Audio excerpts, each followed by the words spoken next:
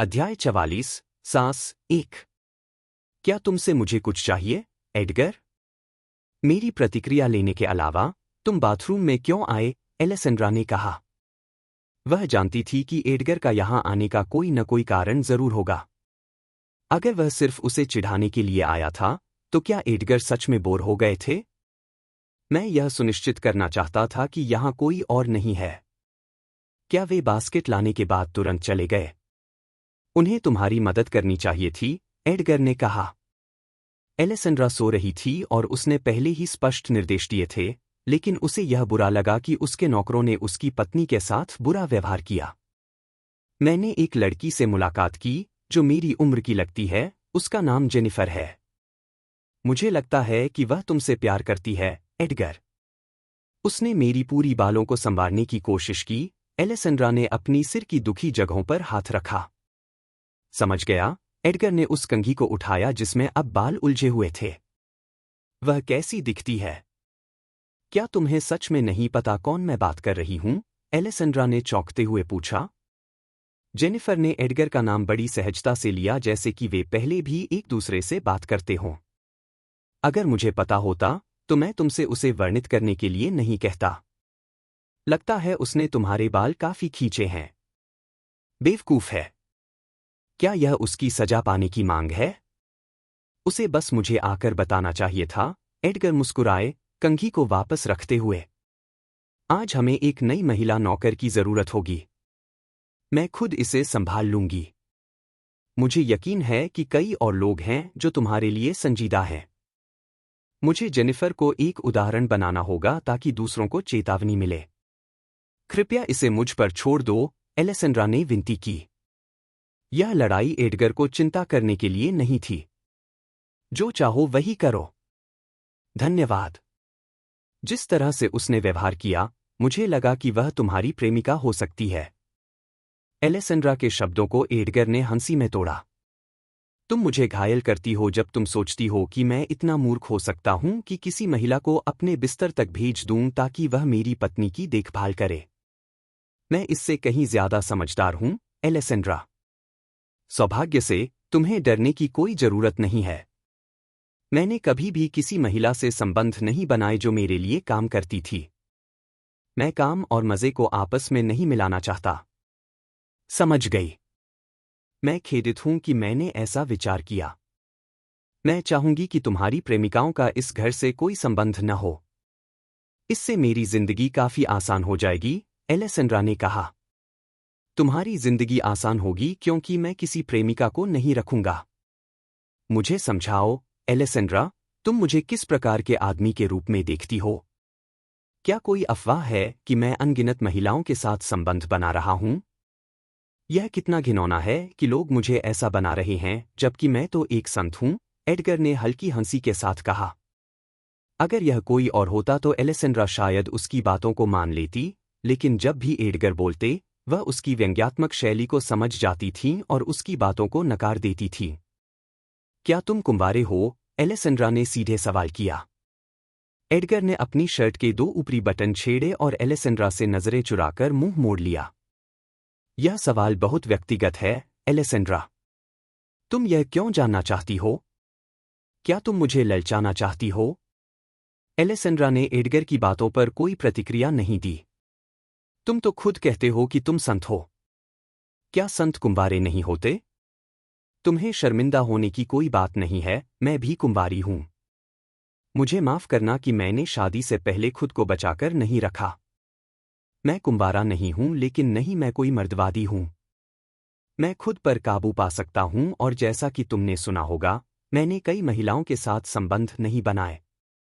ध्यान रखना कि कोई भी महिला जो तुम्हें कहेगी कि उसने मेरे साथ संबंध बनाए हैं, वह झूठ बोल रही है। हम उस ड्रामा से बच सकते हैं, एडगर ने कहा, क्योंकि वह जानता था कि महिलाएं उसे परेशान करने के लिए ऐसी बातें कर सकती हैं। सच कहूं तो, अगर मैं किसी ऐसी महिला से मिलूं जिसे तुमने प्यार किया हो, तो मुझे कोई फर्क नहीं पड़ेगा। जो कोई भी मुझे कहेगा कि उसने तुमसे संबंध बनाए हैं, वह सिर्फ मुझे चिढ़ाने की कोशिश कर रहा होगा और मैं उसे यह खुशी नहीं दूंगी। लेकिन क्या तुम जानते हो कि जेनिफर इतनी साहसी क्यों हो सकती है? एक डचेस के बालों को खींचना, इसका मतलब है कि उसके पीछे कोई है। बारट परिवार के नौकर भी कभी कभी उसे अपमानित करते थे, क्योंकि उनके पास केट का सहारा था जो अगर बटलर को पता चलता तो उनकी मदद कर सकती थी।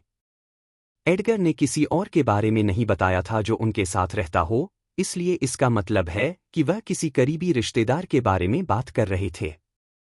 शायद मेरी माँ है। वह यहाँ वहाँ अपने जासूस भेजती है ताकि मुझ पर नजर रख सके। लगता है मैं एक को नजरअंदाज कर गया। यह अल्फ्रेड की गलती है। अब मुझे इस परफेक्शनिस्ट को क्या बताना चाहिए? एडगर मुस्कराए। क्यों यह अल्फ्रेड की गलती है, तुम्हारी नहीं? एलेसेंड्रा ने अनजाने में सवाल किया। अल्फ्रेड ही नौकरों से निपटता है। मैंने उसे बास्केट दिया था और उसे कहा था कि किसी को मेरी सेवा में भेजे। मेरी माँ के लिए काम करने वाला कोई भी व्यक्ति अब मेरे लिए काम नहीं कर सकता। इसे पहचानना मुश्किल नहीं है क्योंकि वे हमेशा मेरे आसपास रहते हैं। अल्फ्रेड को यह देखना चाहिए था और उसे निकाल देना चाहिए था। मुझे अपनी माँ को अपने काम में शामिल नहीं करना पसंद है। तुम्हारी माँ कैसी हैं? एलेसेंड्रा ने पूछा। उसने कभी भी एडगर की माँ के बारे में कुछ नहीं सुना था, यहाँ तक कि उसका नाम भी नहीं जानती थी। नाटकीय। मुझे रूड होना पड़ता है और एक काम के लिए बाहर जाना पड़ता है, इसलिए मैं नाश्ते में तुम्हारे साथ नहीं बैठ सकता, लेकिन अल्फ्रेड यहाँ होगा। नीचे तुम्हारे लिए और उपहार हैं। जो तुम्हें पसंद न आए उसे अलग रखो और मैं कुछ और मंगवाऊंगा, एडगर ने कहा। धन्यवाद। मुझे खेद है कि मैं तुम्हारे लिए कुछ नहीं दे सकती, एलेसेंड्रा ने एक बार फिर उदास होकर कहा। उसे महसूस हुआ कि वह हमेशा कुछ प्राप्त कर रही थी, लेकिन एडगर के लिए कुछ नहीं दे पा रही थी। अगर तुम अभी खड़ी हो तो वह भी एक उपहार होगा, एडगर ने चिढ़ाते हुए कहा। क्या तुम कृपया जाओ और खुद को संत न कहो? एलेसेंड्रा ने अपने चेहरे को अपने हाथों से ढक लिया ताकि उसकी शर्मिंदगी छुप सके। उसने सोचा कि शायद एक मास्क लगाना चाहिए जो उसके पूरे चेहरे को ढक सके, ताकि वह एडगर के मजाक का शिकार न बने।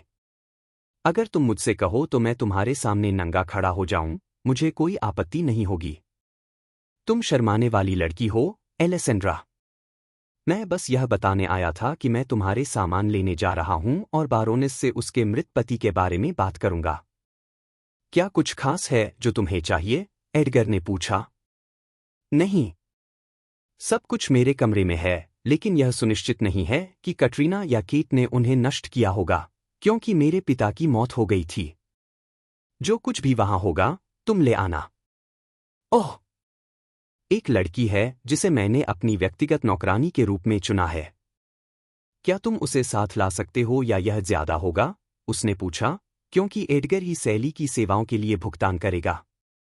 देखो, हम किसी को निकालने वाले हैं, तो यह कोई समस्या नहीं है, लेकिन मुझे पहले यह देखना होगा कि यह नौकरानी कैसी है, फिर ही मैं उसे अपने घर में दाखिल होने दूंगा। मैं नर्क में जा रहा हूं, एडगर ने कहा और अलविदा लिया। उम्मीद है कि वह कटरीना या केट को मारने नहीं जाएगा, एलेसेंड्रा ने धीमे से कहा। वह सोचने लगी कि क्या वह एडगर के साथ जाएगी ताकि कोई भी नुकसान न हो, लेकिन फिर उसने फैसला किया कि नहीं। उद्देश्य तो यह था कि कभी उस घर में कदम न रखे और वह उस योजना पर कायम रहेगी। कटरीना, केट और एडगर अब इतने बड़े हो गए थे कि वे शांति से बात कर सकते थे।